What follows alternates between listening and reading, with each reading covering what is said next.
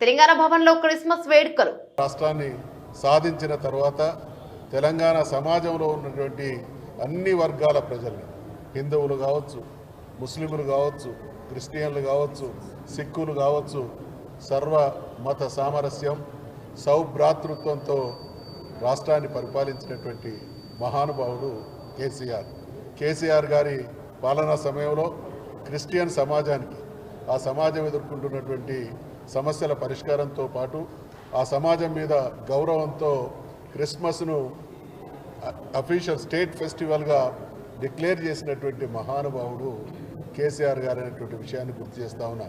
మరి ఇదే మతానికి సంబంధించినటువంటి రాజశేఖర రెడ్డి గారు ముఖ్యమంత్రిగా కొనసాగినప్పటికీ స్టేట్ ఫెస్టివల్గా వారు ప్రకటించలేకపోయారు. ఈ మతం పట్ల, ఇక్కడ ఉండేటువంటి క్రిస్టియన్ల పట్ల కేసీఆర్ గారు తనదైనటువంటి గౌరవపూర్వకంగా ఫెస్టివల్ ప్రకటించడం జరిగింది. అదే సందర్భంగా బాక్సింగ్ డేను కూడా హాలిడేగా డిక్లేర్ చేయడం జరిగింది. దీనితో పాటు చాలా విషయాలలో మేము గతంలో ఈ పార్టీని నడుపుతున్నటువంటి క్రమంలో చాలా క్రిస్టియన్ అసోసియేషన్ పెద్దలు మాకు ఈ సమాధుల పూతోటల సమస్య తీవ్రంగా ఉంది హైదరాబాద్ మహానగరంలో అనేటువంటి బాధను వ్యక్తం చేస్తే దాన్ని సంపూర్ణంగా అర్థం చేసుకున్నటువంటి కేసీఆర్ గారు తను ముఖ్యమంత్రిగా 43 ఎకరాల స్థలాలను మరి ఆ కార్యక్రమం కోసం అందించడం జరిగింది అని అంటే, బ్రతికున్నప్పుడే కాదు, మనిషి శాశ్వతంగా నిద్రించేటువంటి స్థలంలో ఒక ప్రశాంతమైనటువంటి పూదోటను కూడినటువంటి వాతావరణాన్ని సృష్టించాలనేటువంటి ఆలోచనతో ఆ రకంగా వారు చేయడం జరిగింది అనేటువంటి విషయాన్ని గుర్తు చేస్తూ ఉన్నాం. మరి చదువుతున్నటువంటి పిల్లలకు ఓవర్సీస్ స్కాలర్షిప్లు కావచ్చు, అదే రకంగా క్రిస్టియన్ అంటే ఈ పర్వదినం రోజు అంతటా కూడా తెలంగాణలోని అన్ని నియోజకవర్గ కేంద్రాల్లో అద్భుతంగా బట్టల పంపిణీ కార్యక్రమం జరిగేది, భోజనాలు ఏర్పాటు చేసేది. ఆ క్రమంలో 2 లక్షల రూపాయలు పట్టణంలో, 1 లక్ష రూపాయలు గ్రామీణ ప్రాంతాల్లో ఇవ్వడం జరిగేది. నేను స్వయంగా మా నియోజకవర్గంలో ఉన్నటువంటి నిరుపేదల కోసం ప్రభుత్వం ఇచ్చేదానికంటే డబుల్గా కూడా ఇచ్చినటువంటి రోజులు ఉన్నాయనేటువంటి విషయాన్ని మనవి చేస్తూ ఉన్నాం. దానితో పాటు క్రిస్టియన్ సమాజానికి సంబంధించినటువంటి పెద్దలు కలుసుకోవాలి, అందరం ఒకే కొడుకు కింద ఏదైనా సభలు సమావేశాలు ఏర్పాటు చేసుకున్నా, ఏదైనా మీటింగ్లు ఏర్పాటు చేసుకున్నా మాకు స్థలాలు కావాలని అన్ని కులాలు అడిగినాయి, అన్ని మతాల వాళ్ళు కూడా అడిగిళ్ళు.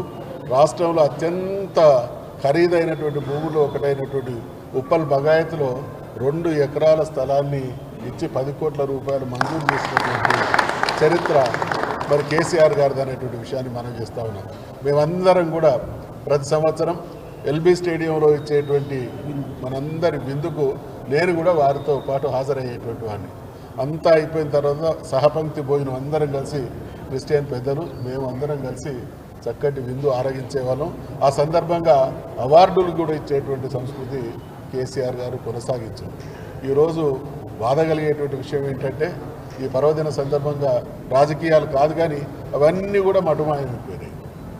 ఎవరైనా పరిపాలన, ఏ పాలకుడు అధికారంలోకి వచ్చినా గత ప్రభుత్వం ఇచ్చినటువంటి మంచిని స్వీకరించి దానికన్నా కొంత మెరుగైనటువంటి సేవలు, మెరుగైనటువంటి సదుపాయాలు అందించడం బాధ్యత. కానీ దానికి భిన్నంగా ఈ ప్రభుత్వం పనిచేస్తూ ఉన్నది. మేము ఈ ప్రభుత్వానికి గతంలో చేసినటువంటి కేసీఆర్ గారు చేసినటువంటి మంచి పనులను గుర్తు చేస్తూ ఉన్నాం.